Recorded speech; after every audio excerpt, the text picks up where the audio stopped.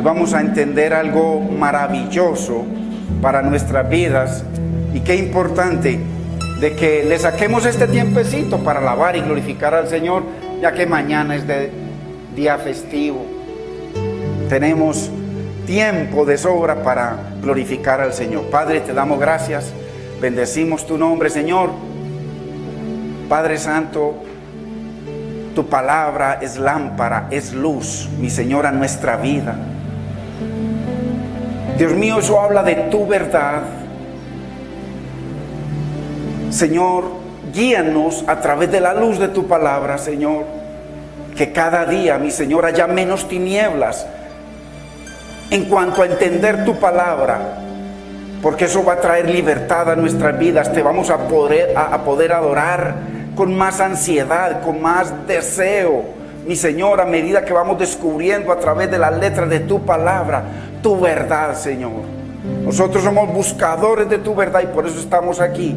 Dios mío, permítenos entender esta palabra, mi Señor, a tu pueblo y a mí, para que te veamos aún más grande, más grande, más grande de lo que eres, Señor. Para gloria y honra de tu nombre, Padre. Te damos gracias, Espíritu Santo, en el nombre de Cristo Jesús. Amén, Señor. Amén. Gloria a Dios, hermanos.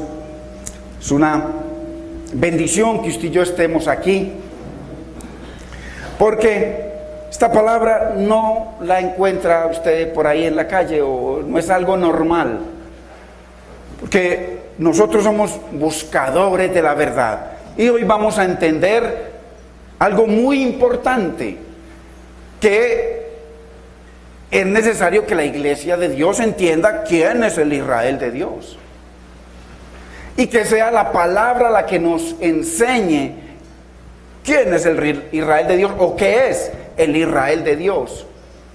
¿Por qué? Porque la enseñanza normal en las iglesias, en todo lugar, es que Israel, el del Medio Oriente, esa tierra que está allá, es el Israel de Dios. Nos dicen que oremos por la paz de Jerusalén.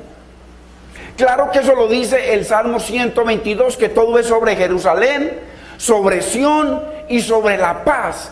Pero eso fue dicho 1000 años antes de que viniera el que es la paz de Jerusalén, el que es la paz del mundo y el que es la paz de nuestra vida. Entonces, en ese momento Dios los pone a orar para que viniera la paz a Jerusalén. Y la paz no es una religión, la paz es una persona, se llama Cristo. Entonces, qué importante que entendamos a través de la palabra quién es el Israel de Dios. ¿Por qué?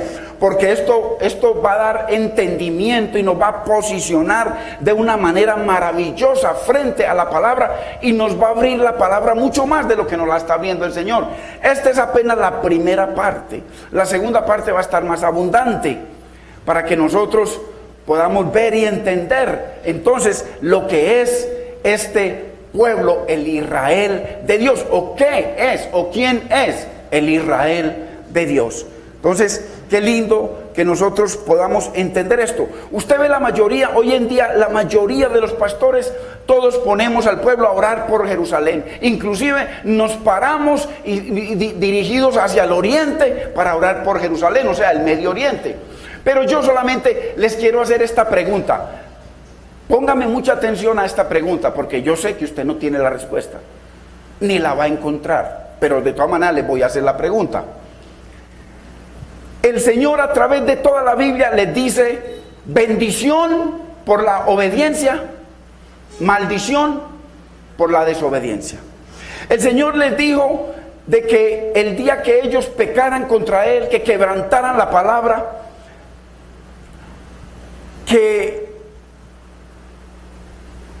lo quitaran a Él del trono y montaran sus ídolos, dice que Dios los iba a sacar de la tierra prometida y los iba a esparcir. Pero cuando ellos miraran al cielo, se arrepintieran de todo corazón, entonces dice el Señor que Él los iba a volver a la tierra prometida. ¿Ok? Eso usted lo encuentra a través de toda la Biblia. La pregunta es esta: ¿quién llevó a Israel en el año 1948 a la tierra prometida, a hacer una nueva nación. Lo que nos han enseñado es que fue Dios. Pero la pregunta es, anótelo y averígüelo. ¿Quién fue el que llevó a Israel a la tierra prometida? Ojo, la luz vino, la paz de Israel vino, el Dios de Israel vino, murió por ellos. Vino a concertar el plan de Dios con ellos. Ellos rechazaron el plan, rechazaron a Dios, mataron a los profetas, lo mataron a él, lo dice la Biblia. Ahorita leemos o en la próxima enseñanza. Rechazaron todo el mensaje de Dios. Inclusive hoy en día el más del 95% de Israel no aman, no quieren a Cristo. Muchos, la mayoría, todos los ortodoxos lo odian. Si usted mira en el libro que ellos adoran, el libro de los ortodoxos se llama el Talmud. El Talmud está lleno de palabras terribles contra el Mesías. El Talmud está lleno de herejías y blasfemias contra el Mesías. Hablan cosas terribles de él en el Talmud. Y dicen los ortodoxos de que para ellos su Biblia es el Talmud y la Biblia es otro libro. Entonces, ojo, que esto no es antisemita, esto no va contra Israel. Es lo que vamos a ver a través de la palabra de Dios. ¿Por qué? Porque esto nos está moviendo el piso. Porque todo esto, usted y yo hemos entendido lo contrario. Pero vamos a ver qué es lo que enseña la palabra de Dios. Entonces yo le digo a usted, ¿qué arrepentimiento hubo en Israel para que volvieran a la tierra prometida en el Medio Oriente? Ellos estaban esparcidos por el mundo. Muéstreme usted qué arrepentimiento hubo. ¿Recibieron al Mesías?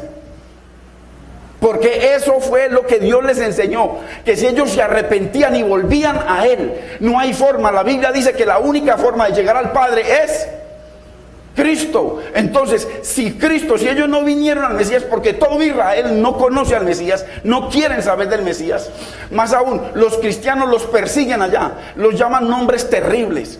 Los que se congregan por ahí tienen que estar muy escondidos. ¿Por qué? Porque los ortodoxos y muchos judíos van detrás de ellos. Entonces, pues esto es muy importante porque necesitamos aterrizar en la palabra, porque lo que nos han enseñado es religión como loco.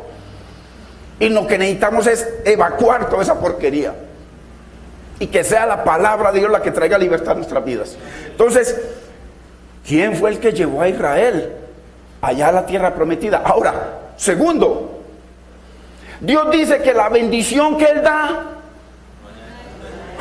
lo que hace que ellos volvieron a la tierra prometida, no han tenido paz ni un día. Pregúntese por qué. Las cruzadas. Muchos años los han perseguido. Hoy en día ISIS quiere acabar con Israel. Los pueblos árabes quieren sacarlo del mapa. Irak quiere acabar con Israel. Los pueblos odian a Israel. ¿Por qué? También nos han enseñado y nos han aplicado las bendiciones que Dios le dijo a Abraham. En Génesis 12 se las aplicaron a Israel. Pero vamos a ver qué dice la palabra para que la leamos despacito. ¿Y qué es lo que dice la Biblia? Yo amo a Israel, me enseñaron a amarlo. Pero cuando la palabra me enseña una cosa diferente, yo tengo que atender a la palabra. No los dejaré de amar. Pero lo importante es que aterricemos quién es el Israel de Dios. Usted se va a sorprender. No es lo que usted cree.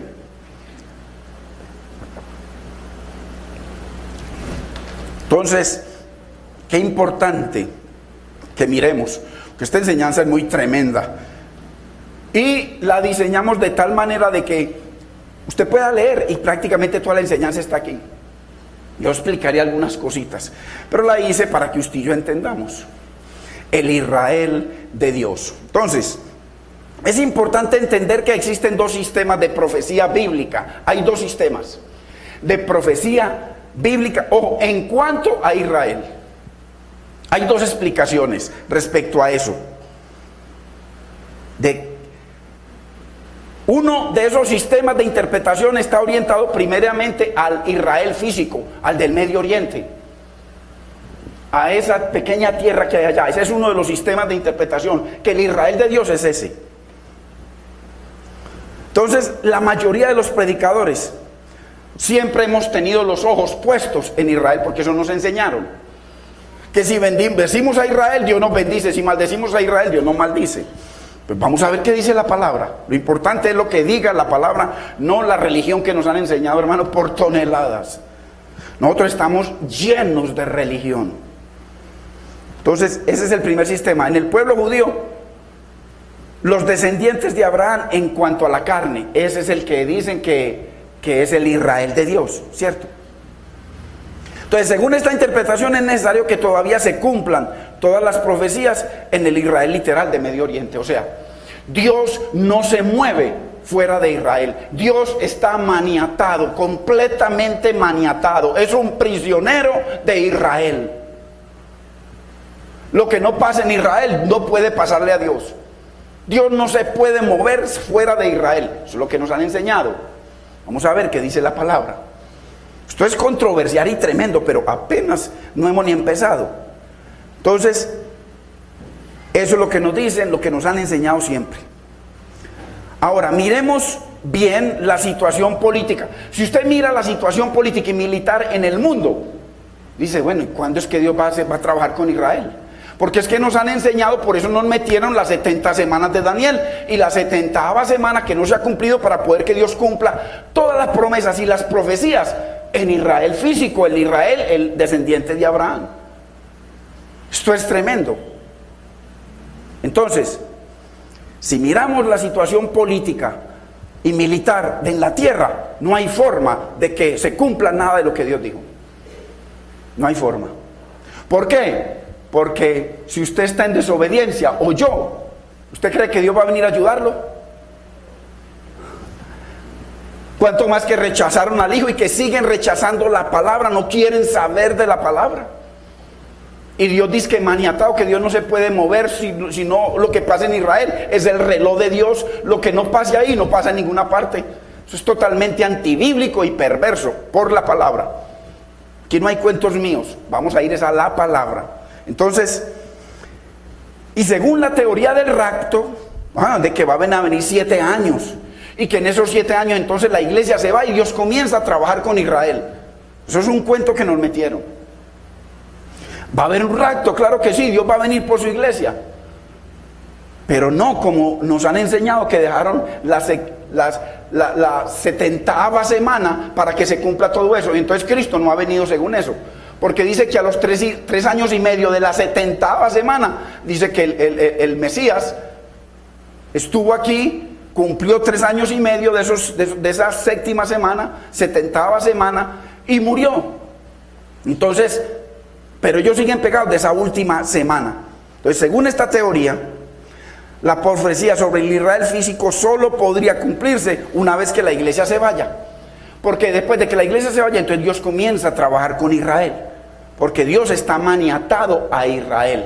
Totalmente maniatado. ¿Por qué? Porque enseñan predicadores y sobre todo cuando a la Biblia le ponen comentarios. Usted compra la Biblia y tiene comentarios. Si el que hizo esos comentarios pervirtió la Biblia, usted tiene la Biblia pervertida. Entonces eso lo vamos a ver en la próxima enseñanza, con nombres y con todo como debe ser, por la historia. Entonces, qué tremendo de que faltan en esta última semana es que Dios va a trabajar todas las promesas de Israel que no se han cumplido, ahí se van a cumplir. Y enseñan que previo al inicio de esa 70ª semana de Daniel será el rapto de la iglesia. Entonces Dios se lleva a la iglesia y comienza a trabajar con Israel. ¿Cómo los va a convencer, Dios mío? Y dicen que a partir de ahí comienza Dios el trato con Israel por esa última semana. Dicen que una vez que la iglesia es quitada del camino, entonces Dios va a poder cumplir toda la profecía del Antiguo Testamento, del primer pacto y las promesas que Dios prometió a Israel. Porque hay cantidad de promesas y profecías. Entonces, vamos a ver qué es lo que dicen los apóstoles y los que escribieron el Nuevo Testamento respecto a todo esto. Entonces, esta es la perspectiva profética del Israel físico, que tenemos la mayoría de los cristianos. Porque esto nos lo han enseñado. Entonces es la perspectiva que hemos tenido. Ahora veamos bajo la perspectiva bíblica quién es realmente el Israel de Dios. ¿Y quién o qué es Israel hoy? Acordémonos que el Señor comenzó con un hombre Adán. Y dice que lo hizo y lo creó a imagen y semejanza de Dios. ¿Para qué? Con un propósito. Para que Adán lo representara, o sea, lo hizo a la imagen de Dios y a la semejanza de Dios. ¿Para qué? Para que fuera como Dios, representando a Dios en su bondad, en su amor, en su justicia, en todo. Y él cayó.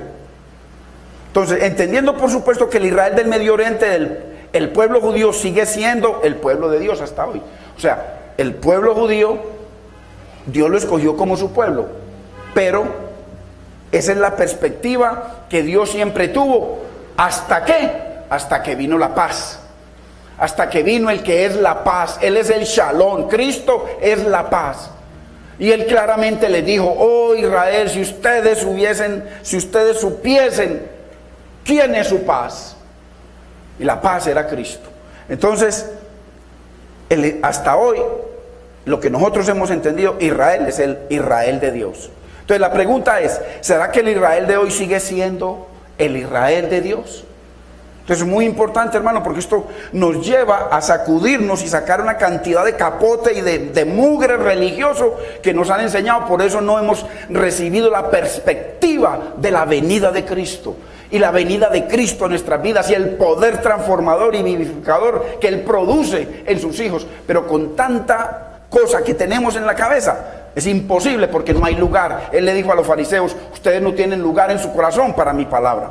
Entonces, ¿será que Israel físico sigue siendo el Israel de Dios? ¿El Israel moderno?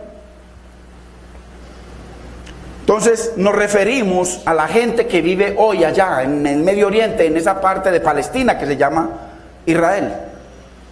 ¿Será que siguen siendo? ¿Será que la nación judía sigue siendo el Israel de Dios? Y que los descendientes genealógicos de Abraham siguen siendo el Israel de Dios en la tierra. Entonces es muy importante, hermanos, porque esto es lo que nos enseñan en todas las iglesias. Y hoy en día, miren, las iglesias mesiánicas que están levantando así, cristianas, pero se han vuelto mesiánicas, todo en pro de Israel. Por ejemplo, uno de los pastores más reconocidos que se ha reunido con los presidentes de Estados Unidos es con Netanyahu. Yo les voy a mostrar fotos, todo. O sea, dijo que Netanyahu era como un mesías. Pastor John Hagin, un pastor que yo veía mucho hace años. Ese pastor dice, y muchos otros, entre esos también otro ministro, Stanley y otros, y yo los he visto y lo tengo, dicen que Israel tiene un pacto con Dios diferente a nosotros, y que Israel puede ser salvo sin Cristo.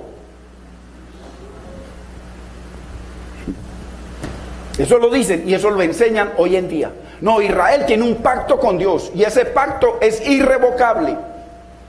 Eso es lo que enseñan, porque esta enseñanza no es nada comparado con la que viene. Entonces, muy importante que Israel tiene un pacto con Dios en el cual no necesita al Mesías. Eso es lo que enseñan, eso es lo que están enseñando y se está esparciendo por toda parte. Entonces vamos a Génesis 1 para que tengamos una perspectiva global y un panorama entre las experiencias de Adán, Noé e Israel. ¿Por qué? Porque cuando Adán cayó, Dios levantó otro hombre. Dios llamó otro hombre. ¿Para qué? Para que ese otro hombre fuera el que representara a Dios. Inclusive Dios tuvo que acabar con este mundo completo, no dejó sino a una familia para comenzar de cero nuevamente, con otro hombre que Dios dio unas características de Noé tremendas, pero Noé también cayó, y así sucesivamente. Vamos a mirar entonces, para que veamos las experiencias de estos diferentes hombres que Dios escogió como sus máximos representantes en la tierra. Génesis 1:1. En el principio creó Dios los cielos y la tierra estaba desordenada y vacía, y las tinieblas estaban sobre la faz del abismo. Ojo. Y el Espíritu de Dios, el Ruach, el aire de Dios, el viento de Dios, el hálito de vida de Dios, se movía sobre la faz de las aguas. Por eso es tan importante entender las diferentes enseñanzas para poder saber qué es el Espíritu de Dios, a qué se está refiriendo. ¡Qué tremendo! 1:26. Entonces dijo Dios, hagamos al hombre a nuestra imagen, conforme a nuestra semejanza. Eso tiene un contexto. ¿Para qué iba a ser Dios al hombre a imagen de Dios y a semejanza de Dios? ¿Qué propósitos tenía Dios? ¿Qué propósitos tenía Dios con esto? 27. Y creó Dios al hombre a su imagen, a imagen de Dios lo creó, varón y hembra los creó. Entonces Jehová Dios formó al hombre del polvo de la tierra y sopló en su nariz aliento de vida. Espíritu de vida o aliento de vida. Y fue el hombre un ser viviente, un nefesh, un ser viviente, una persona que vive. El nombre de este hombre fue Adán, y Adán significa formado de la tierra. Eso es lo que significa Adán, formado de la tierra. Entonces Dios está buscando en Adán a un hombre a su imagen, un hombre que con fidelidad y amor y obediencia a su palabra, un hombre que fuera un fiel representante de la bondad, fidelidad y carácter de Dios. Por eso lo hizo a imagen y semejanza de Dios, para que tuviera el carácter de Dios. Hermano, ¿por qué más adelante Dios viene a formar lo que no pudo formar en Adán? Viene a formarlo en nosotros. El carácter de Dios. Amor, gozo, paz, todo eso que es Dios. Entonces, un hombre que fuera un fiel representante de la bondad, fidelidad y carácter de Dios. Por eso lo hizo a imagen de Dios. Entonces la pregunta es, ¿fue Adán ese fiel representante del carácter de Dios o no? Por supuesto que no. Adán cayó. Y mire lo que comenzó a suceder apenas cayó. Su hijo mató al otro y todo eso se pervirtió. A tal punto que el Señor llegó a un momento y dijo, es tal la perversión del hombre que voy a acabar con todo. Entonces Adán cayó. Adán no fue un fiel representante del carácter de Dios. Entonces dice la Biblia que Dios lo hizo a su imagen conforme a su semejanza, pero se mantuvo Adán en esa posición de honra, santidad y fidelidad a su creador. Por supuesto que no. Después de su caída todo fue de mal en peor. Su hijo Abel fue muerto por su hermano Caín.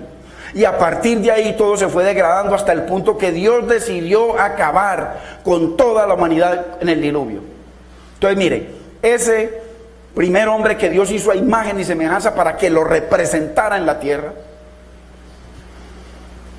se cae y todo lo que ese hombre, salió de ese hombre, destruido en el diluvio, todo. Dice que Dios vio a un hombre, a uno, no a su familia, vio a Noé. Y por honra, por misericordia salvó su familia. Pero dice que vio a Noé.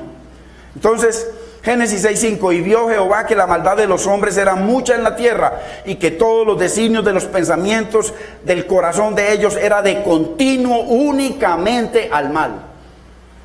Entonces, cuando la vida del hombre, el corazón del hombre, la mente del hombre es totalmente de continuo al mal, no, viene la destrucción. 6:6, y se arrepintió Jehová de haber hecho al hombre, a Adán, en la tierra, y le dolió en su corazón. Pero no se frustró el plan de Dios, porque Dios siempre tiene todo programado. Si este no me funciona, aquel me funciona. Entonces Dios tenía programado después de Adán a otro hombre. Y usted va a ver que esto se cumple a través de la Biblia, completamente y perfectamente. El hombre creado a su imagen cayó, no fue leal, traicionó a Dios, y como resultado perdió la imagen de Dios, y con él todos nosotros, toda la humanidad. Esa imagen no se volvió a recuperar hasta que vino el Mesías.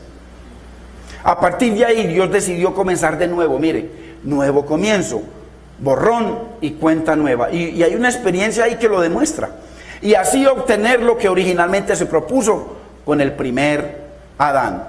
Génesis 7:11. Mire qué lindo.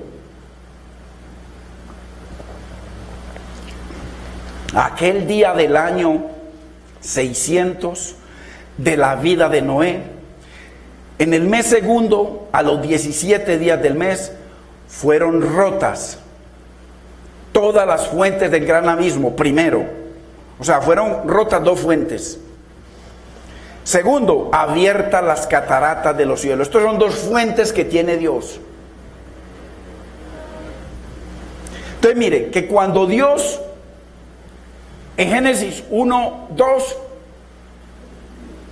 dice que todo estaba lleno de agua, todo. Y dice que el Señor separó esas aguas, las del abismo y las de arriba, las cataratas. Y mire que aquí vuelve a hacer lo mismo. ¿Para qué? Para la tierra y para formar al hombre. Pero Dios borró todo eso y comenzó de nuevo. Entonces hizo el proceso reversible. Fueron rotas todas las fuentes del gran abismo y abiertas las cataratas de los cielos, y hubo lluvia sobre la tierra 40 días y 40 noches. O sea, volvió al estado original todo. Una sola agua quedó todo, como estaba todo al principio, que Dios tuvo que dividirlas. Observemos que Dios derramó sobre la tierra 2 fuentes de aguas, la del abismo y la de las cataratas de los cielos. Ahí lo acabamos de leer. Cuando Dios originalmente creó la tierra, había una gran masa completa de agua. Todo era un agua. Todo cubría, todo estaba cubierto. Al punto que Dios tuvo que separar las aguas de arriba de las aguas de abajo del abismo. Así lo dice textualmente la Biblia. Y con el diluvio ocurrió lo contrario. Como que todo volvió al punto original. Todo quedó nuevamente cubierto de agua. Mira, volvió Dios a empezar de cero. Todo lo anterior quedó borrado y comenzó de nuevo. Las aguas de arriba y las de abajo se volvieron a juntar como al principio. Pareciera que Dios volviera a empezar de nuevo. Eso fue lo que Dios hizo, volvió a empezar de nuevo. Las aguas subieron mucho sobre la tierra, Génesis 7:19. Todos los montes altos que habían debajo de todos los cielos quedaron cubiertos. Entonces, en Génesis 1:2, Dios separó las aguas.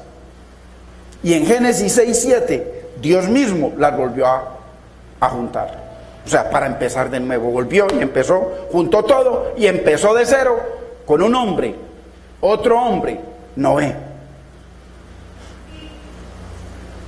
Génesis 7:11, nuevamente, aquel día fueron rotas todas las fuentes del gran abismo y abiertas las cataratas de los cielos, y hubo lluvia sobre la tierra 40 días y 40 noches. Qué tremendo. Nuevamente el Señor de cero. Toda la tierra fue cubierta por una masa gigante de agua. Todo, no se veía sino agua. Ahora miremos en el principio en donde estaba el Ruach de Dios, el Espíritu de Dios. Génesis 1, la tierra estaba desordenada y vacía. Las tinieblas estaban sobre la faz del abismo y el Espíritu de Dios se movía sobre la faz de las aguas. El Ruach, el aliento de Dios se movía, el poder de Dios se movía sobre la faz de las aguas. Y en Génesis 8:1, miremoslo nuevamente, pareciese como si Dios estuviera volviendo a comenzar. Entonces se acordó Dios de Noé y de todos los animales y todas las bestias que estaban con él en el arca. E hizo pasar Dios un viento, mire, el primero que se movía sobre la faz de las aguas. Ahora viene, como todo está cubierto, viene y hace pasar ese viento, ese ruach de Dios sobre la tierra para que las aguas disminuyan y entonces comience Noé una nueva vida en la tierra. E hizo pasar Dios un viento sobre la tierra y disminuyeron las aguas. Entonces, miremos que en el principio el Espíritu se movía sobre toda la masa de agua, y aquí viene para comenzar de nuevo, después del diluvio, que todo quedó cubierto, viene y el viento de Dios, el ruach de Dios, sopla para que las aguas nuevamente se dividan. Y las selló en un lugar y les puso límites para que no se salieran las aguas del mar. Ahí están. Y si usted mira desde el espacio, la tierra y usted dice, ¿y el mar cómo está por allá abajo y yo aquí arriba?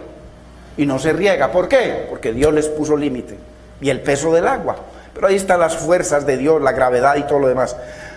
Entonces ahora enviaba Dios su Ruach para removerlas y comenzar de nuevo. Pero este es el Ruach de Dios, el Espíritu de Dios haciendo esto. Primero moviéndose en las aguas y después dividiéndolas. Entonces vemos que en el principio la intención de Dios era que Adán le fuera fiel y tuviera una vida justa y en obediencia a Dios. Este era el propósito con Adán. Y que fuera un fiel representante de su carácter y de su amor. Así empezó Dios con Adán. Pero Adán falló y se frustró el plan de Dios hasta ahí. Su plan era tener un hombre a su imagen conforme a su semejanza. Hermano, el siervo de Dios. Así que aquí en Génesis 6 Dios está comenzando de nuevo con otro hombre, Noé. Mire que el plan de Dios, esto es a través de la palabra. Génesis 6:8, pero Noé halló gracia ante los ojos del Señor. Un solo hombre en toda la humanidad halló gracia, uno solo. Todos los demás hombres fueron muertos, excepto los que por la misericordia de Dios, Dios guardó la familia para honrar a Noé. Pero Dios solamente vio un hombre, dice la Biblia, un hombre. Pero Noé halló gracia ante los ojos del Señor. Si Noé no halla gracia, toda la familia de Noé se pierde. Y no queda nadie. Pacto de Dios con Noé. Entonces esto es muy importante. Muy importante. Génesis 9:1. Bendijo Dios a Noé y a sus hijos. Y mire que le da la misma bendición que a Adán. La misma. Fructificad y multiplicaos y llenad la tierra. Ese fue la misma bendición que Dios le dio a Adán. Pero Adán cayó. Exactamente lo mismo que le dijo a Adán antes de que desobedeciera. Exactamente. Miremos cómo era Noé para Dios. Miremos, ¿qué era Dios para Noé? ¿Qué dice Dios de Noé para que él vaya escogido? Capítulo 6, verso 9. Noé, hombre justo, era perfecto entre los hombres de su tiempo. Caminó Noé con Dios. O sea, Noé, otro hombre que Dios encontró, ¿para qué? Para que lo representara en la tierra, para que tuviera el carácter de Dios en la tierra, para que honrara a Dios, para que obedeciera la palabra de Dios. Muy importante. Génesis 9:18. Los hijos de Noé que salieron del arca fueron Sem, Cam y Jafet. 19. Estos tres fueron los hijos de Noé y de ellos se pobló toda la tierra. O sea, lo que Dios comenzó con Adán se frustró y nuevamente comenzó Dios a esparcer toda la tierra de la vida de Noé. Aquí lo dice claramente. O sea, que toda la gente que hay en la tierra, en el planeta Tierra hoy en día, viene de Noé. Noé tenía el mismo trabajo que Adán. Trabajar la tierra, cuidar la tierra. El mismo trabajo que Dios le dio a Adán se lo dio a Noé. Génesis 9:20. Después comenzó Noé a labrar la tierra y plantó una viña.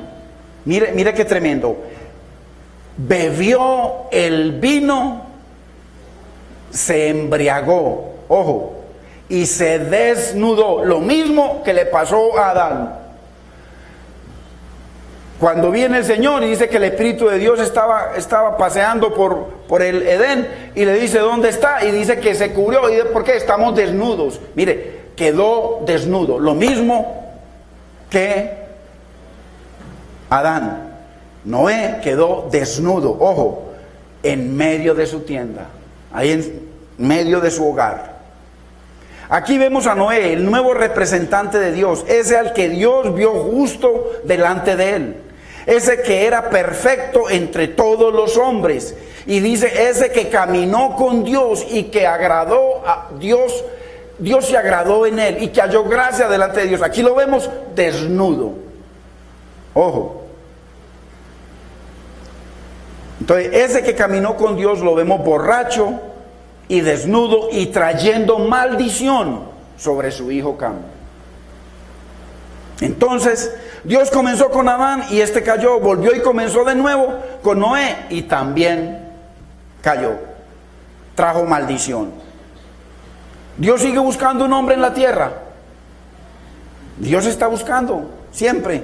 Dice que Dios está buscando verdaderos adoradores que lo adoren en dos formas: conforme a la palabra y conforme al único que lo adoró a la perfección, conforme a Cristo. Conforme, según la palabra y según el Espíritu. Acuérdense que la Biblia dice, porque el Señor es el Espíritu. O sea, en Primera de Corintios, o Segunda de Corintios capítulo 3, verso 17, dice, porque el Señor es el Espíritu. El Señor, o sea, Dios busca adoradores que lo adoren conforme, en espíritu y en verdad. En espíritu es conforme a Cristo. No en nuestro espíritu o en nuestra manera de sentir, no. Dios nos da los elementos perfectos y los mete dentro de nosotros. En aquel día conoceréis que yo estoy en mi Padre, vosotros metidos en mí y yo metido en vosotros. Dios mete la forma de adorarlo, no con sentimientos, sino que mete al propio Cristo, el propio Espíritu, lo mete dentro de nosotros. Muy importante, hermano, tenemos que entender la palabra para salir de tanta religión.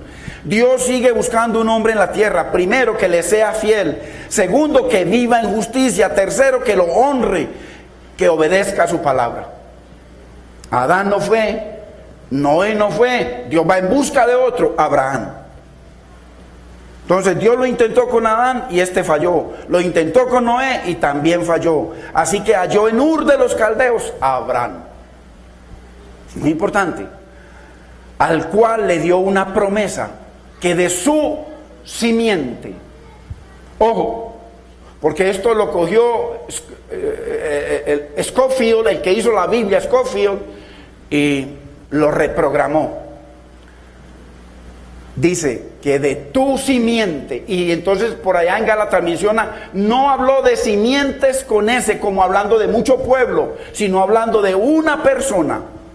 De tu simiente serán bendecidas todas las naciones de la tierra. O sea, en una persona toda la humanidad va a ser bendecida, no en una nación, en una persona. Muy importante, que vamos a entender cosas que han sido muy mal interpretadas. Génesis 22, 18, en tu simiente serán benditas todas las naciones de la tierra por cuanto obedeciste a mi voz. Y esa simiente no es otro que Cristo, nada más. Cristo, el que crucificaron los israelitas, el que después dice que se opusieron a que los apóstoles llevaran el evangelio al mundo, el que mataron a los profetas y a los apóstoles del Señor. Entonces, ese que es la simiente en donde están todas las bendiciones de Dios, a ese lo desaparecieron. Entonces, así que Abraham tuvo el hijo de la promesa, a Isaac, y a este le nació Jacob, quien era un tramposo y le robó la primogenitura a su hermano Esaú.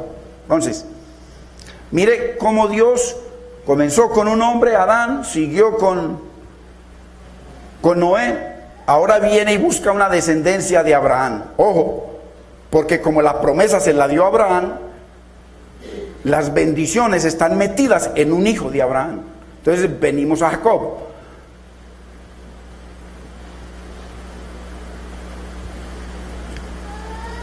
Jacob se prepara para el encuentro con Esaú. Génesis 32:1. Acordémonos que Jacob le hizo trampa a su hermano. Dice que desde el vientre le hizo trampa. Y que después ya cuando estaba grande volvió y le hizo trampa a su hermano. Dice que le robó la primogenitura a su hermano. Entonces, mire lo que dice Génesis 32:1. Jacob siguió su camino y le salieron al encuentro unos ángeles de Dios. Él lo engañó, Esaú lo iba a matar, entonces se fue a trabajar con su tío Labán. Trabajó 20 años porque como era tramposo, el tío era más tramposo que él y lo engañó 20 años. Pero Dios lo prosperó, porque Dios tenía un plan con Jacob. Entonces Jacob siguió su camino y le salieron al encuentro unos ángeles de Dios. O sea, venía ya de vuelta con toda su familia, con sus riquezas. 2, dijo Jacob cuando los vio, un grupo de hermanos, ángeles, campamento de Dios es este, y llamó a aquel lugar Mahanaim, campamento de Dios. 32:3, envió Jacob mensajeros por delante al encuentro de su hermano Esaú a la tierra de Seir, campo de Edom. O sea, Él sabía que su hermano le dijo, cuando te vea te voy a matar. Entonces él se adelantó y dijo, bueno, voy a mandar a unos siervos míos para que le lleven cosas, para ver si me pongo a cuentas con él y él no me mata. 6. Los mensajeros regresaron a Jacob y le dijeron, fuimos a ver a tu hermano Esaú, el cual también viene a recibirte, y 400 hombres vienen con él. Comenzó a temblar. Se enloqueció. Pensó, dividió le dijo a una esposa, vete tú con estos hijos por allá, la otra, vete tú con estos hijos, los dividió a todos y se quedó solo, que venga y me mate a mí. Qué tremendo. Aquí Jacob está lleno de miedo y le ora al Señor. Él le ora a Dios. Verso 9. Luego dijo Jacob, Dios de mi padre Abraham y Dios de mi padre Isaac, Jehová, que me dijiste, vuélvete a tu tierra y a tu parentela, y yo te haré bien. Le clamó al Señor. 11. Líbrame ahora de la mano de mi hermano, de la mano de Esaú, porque le temo, no venga acaso y me hiera la madre con los hijos. Hermano, aquí hay algo muy tremendo.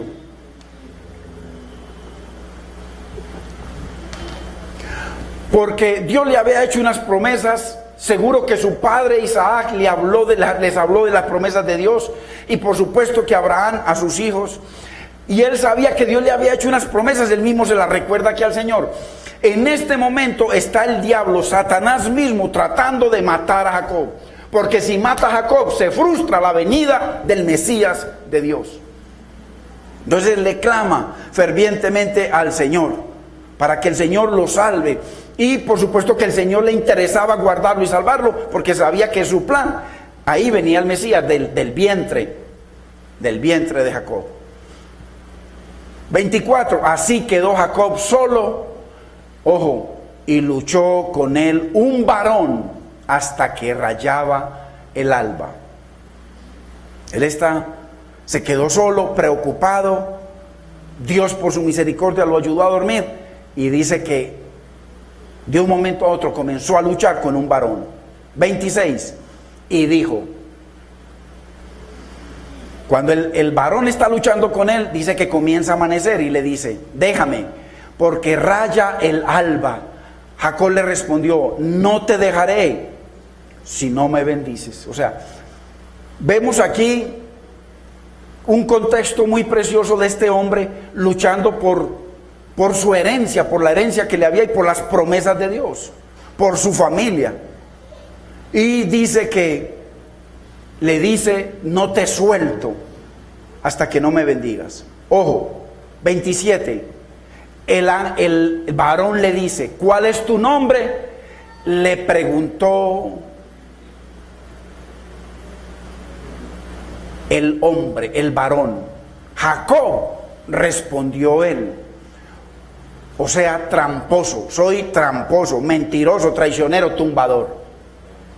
A los ojos del varón que estaba luchando con él, tramposo, todo. Jacob, ya sé lo que eres. 28. Entonces el hombre dijo, el que estaba luchando con Jacob, ya no te llamarás Jacob, sino Israel. Y le dijo, ¿por qué? Porque has luchado con Dios y has luchado con los hombres y has vencido. Qué tremendo. Aquí hay un contexto muy tremendo. Ojo con esto. Esta es la primera vez que se usa el nombre Israel en toda la Biblia. Nunca antes se había usado ese nombre. Solamente ahí. Y se le dio a una persona que estaba peleando una guerra espiritual, y que el mismo varón le dice, has peleado con Dios, porque estaba peleando, el varón era Dios, y has vencido, y peleaste con los hombres y también has vencido. O sea que Dios le dio ese nombre a ese vencedor de Israel por ese triunfo espiritual que obtuvo, porque esto tiene un contexto para el resto de la enseñanza.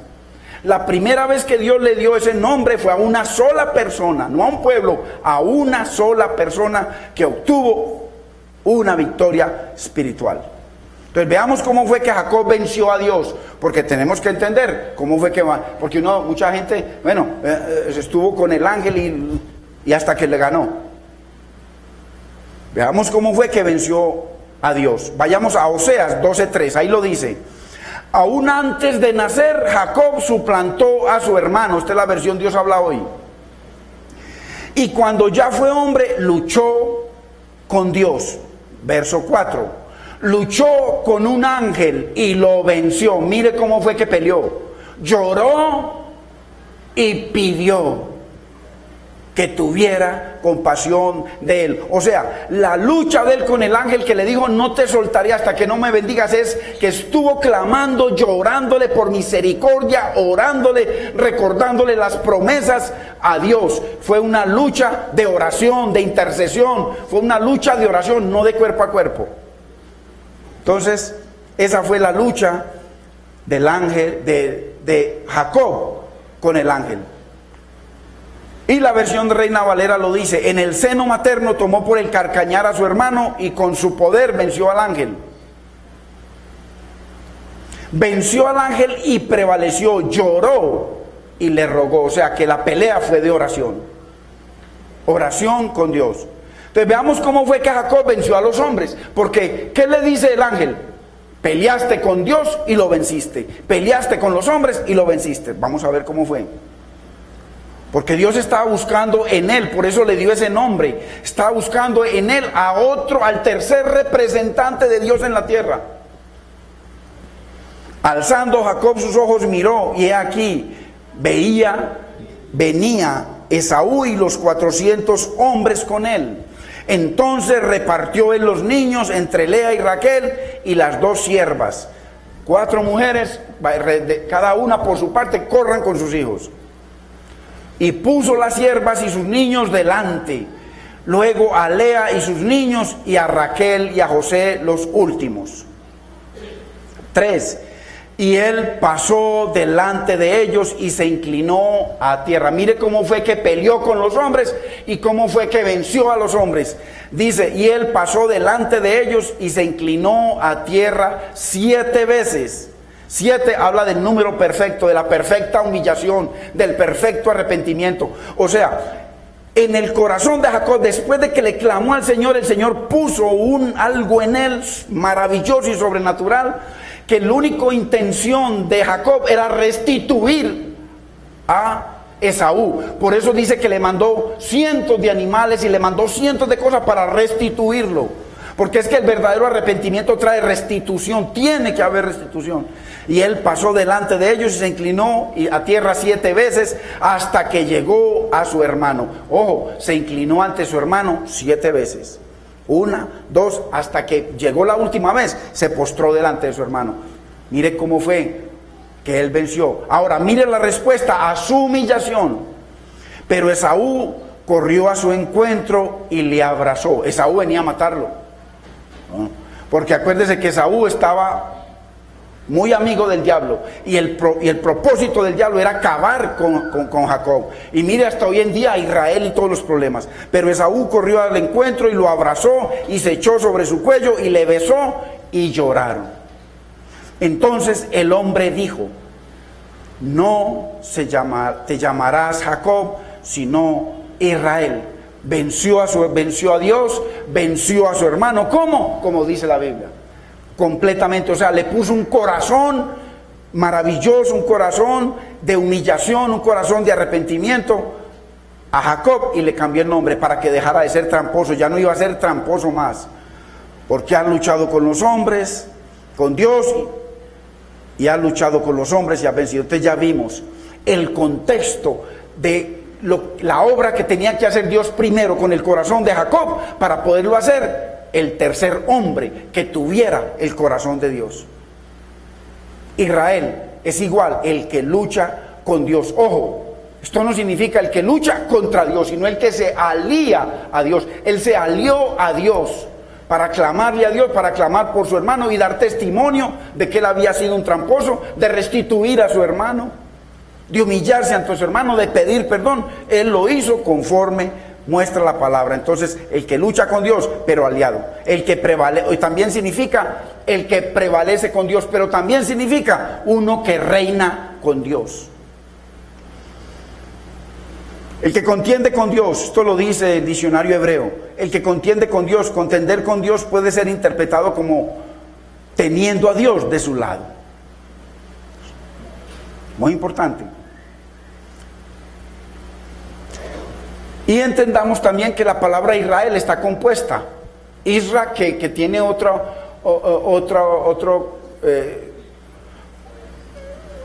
una raíz en hebreo, y él significa Dios. Por eso mire, cuando dice Elohé Israel, el Dios de Israel, entonces es un nombre compuesto. Dios le dio ese nuevo nombre en el cual estaba Dios dentro de él. Significa uno que vence, uno que es victorioso, uno que señorea. Eso significa el nombre Israel, uno que señorea. Algunos intérpretes consideran que Dios ha establecido a la iglesia como el nuevo Israel. Esta es la segunda interpretación. La primera interpretación profética respecto al Israel de Dios es que es el Israel físico del Medio Oriente. La segunda es que es la iglesia, que nosotros somos el nuevo Israel. Interpretación humana, no bíblica. Y usan a Gálatas 6:16, ¿cierto? Entonces, así que el nombre Israel es un término espiritual que Dios le dio a un solo hombre, el cual obtuvo una victoria espiritual. Esto es muy importante. O sea, el contexto en el que Dios le dio ese nombre fue a un hombre que se arrepintió, un hombre que dio testimonio de un verdadero arrepentimiento, un hombre que Dios le iba a dar un corazón nuevo y dio fruto, peleó con Dios y lo venció. ¿Cómo? En humillación, orando, clamando, intercediendo, y después lo demostró humillándose 7 veces ante su hermano y restaurándole. Entonces Dios hizo una obra sobrenatural en el corazón de este varón para hacerlo el tercer representante de Dios en la tierra. Entonces, así que el nombre Israel es un término espiritual que Dios le dio a un solo hombre, el cual obtuvo una victoria espiritual ante Dios y ante los hombres. Mano, qué tremendo. Ahora vamos a Éxodo 4:22 para que veamos la primera vez que Dios llama a toda la nación judía por Israel. Porque primero ese nombre, primero se lo dio fue a un hombre, y después se le llama a toda la nación como Israel. Entonces, Éxodo 4:22.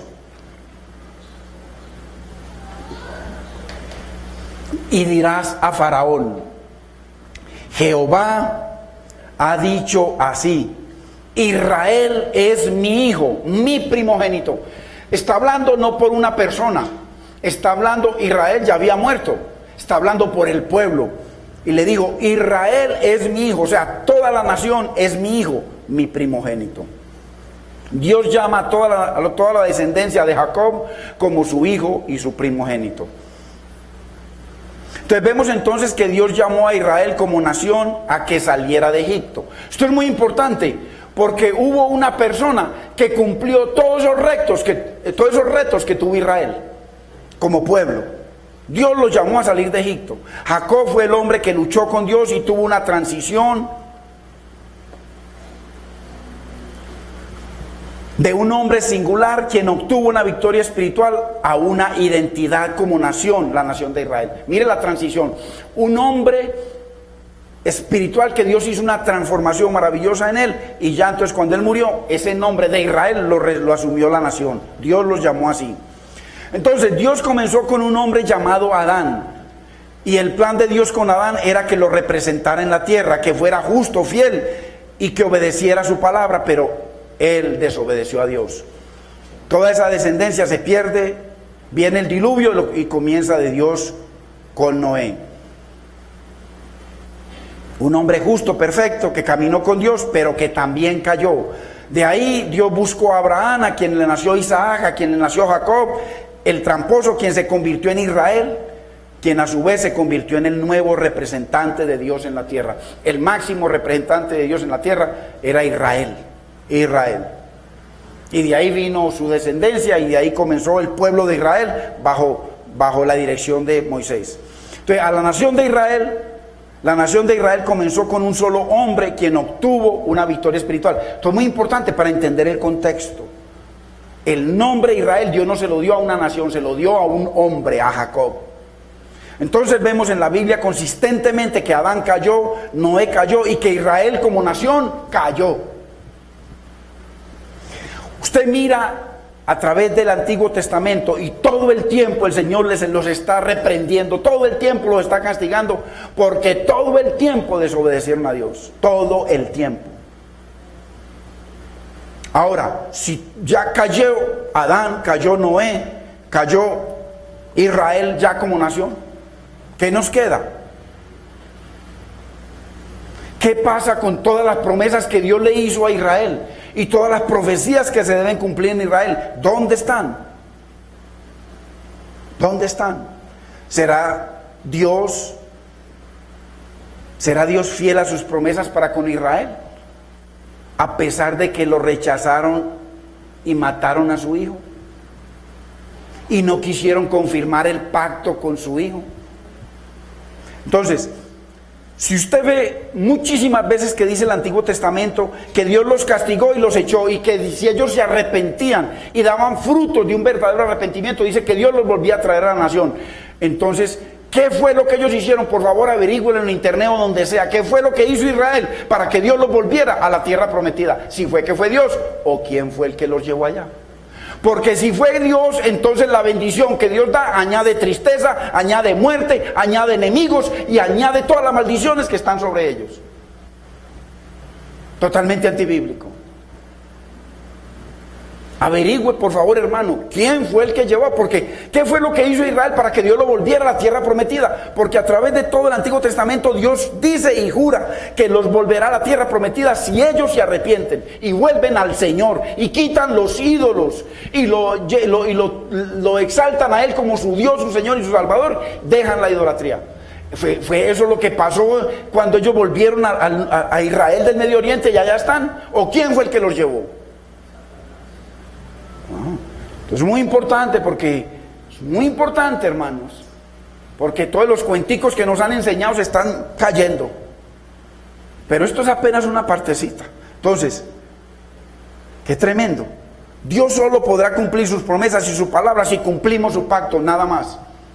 Dígame en dónde dice la Biblia que usted es desobediente y desobediente y desobediente todo el tiempo como Israel, y ahorita se lo muestro por la palabra, todo el tiempo desobediente, mejor dicho, Esteban les aplica todo el capítulo 7 de Hechos a ellos, todo, léaselo todo para que vea cómo dice que ellos fueron igual que sus padres, que despreciaron las bendiciones, que acarrearon maldición, que fueron peor que sus padres, así les dice.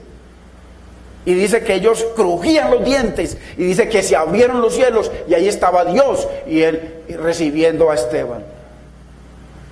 Dice después por allá están juzgando al Mesías, y viene Pilato y se lava las manos. Dice, esto no va por mi cuenta, yo me lavo las manos, para mí este hombre es justo. Van a crucificar a su rey. No, ¿cuál rey? Nosotros no tenemos más rey que a César. Hermano, esto es consistente a través de toda la Biblia. Entonces, ¿quién fue el que los llevó de nuevo a Israel, hermano? ¡Qué tremendo! Por supuesto que el que los llevó fue el César. ¿Pero cuál César? Porque la bendición que Dios da no añade tristeza. Y lo único, usted sabe lo que es que usted aquí en Medellín puede salir donde quiere y no hay problema. A lo mejor usted se mete a un barrio peligroso, a lo mejor le roban lo que tiene, pero se va tranquilito. Pero usted en Israel, usted está así todo el tiempo. Usted entra a un centro comercial, es así, mirando a ver quién de esos es un talibán, que se va a explotar ya, porque ellos adoran matarse, porque se matan es por Alá.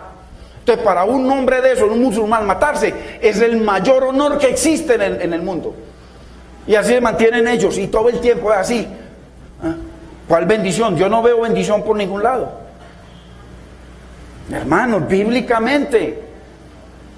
Y la bendición que todo el mundo mira es esta.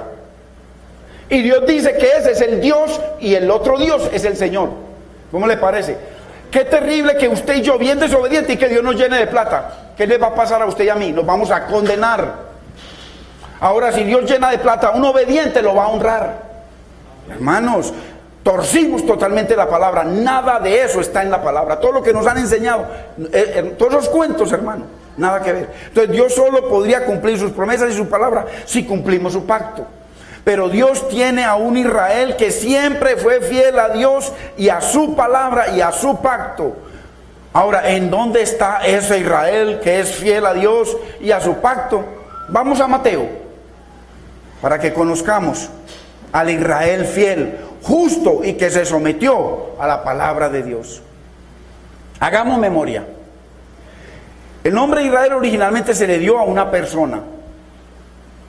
Me gusta repetir para que nos quede. La cual obtuvo una victoria espiritual, obtuvo 2 victorias espirituales. Peleó con Dios y lo venció. O sea, ganó ante Dios. Dios lo exaltó, Dios lo bendijo y le cambió su corazón. Y peleó con los hombres y también venció. O sea, humilladito ante Dios y humilladito ante los hombres, por honrar a Dios. Veamos un paralelo maravilloso entre el Israel de Dios y Jesús, el varón de Nazaret. Varoncito que nació en Nazaret. Y preguntémonos por qué Jesús siguió exactamente los mismos caminos del Israel del Medio Oriente. Ya se lo voy a mostrar por la palabra. Todo lo que hizo el Israel del Medio Oriente lo hizo Jesús. Todo. Ya enseguida lo vemos. Ahora, ¿por qué Jesús, el hombre, el varón, hizo lo mismo que Israel? Veamos 7 cosas por las que pasó Israel, pero que claudicó en cada una, las cuales también pasó Jesús, hombre, pero que triunfó en todas ellas.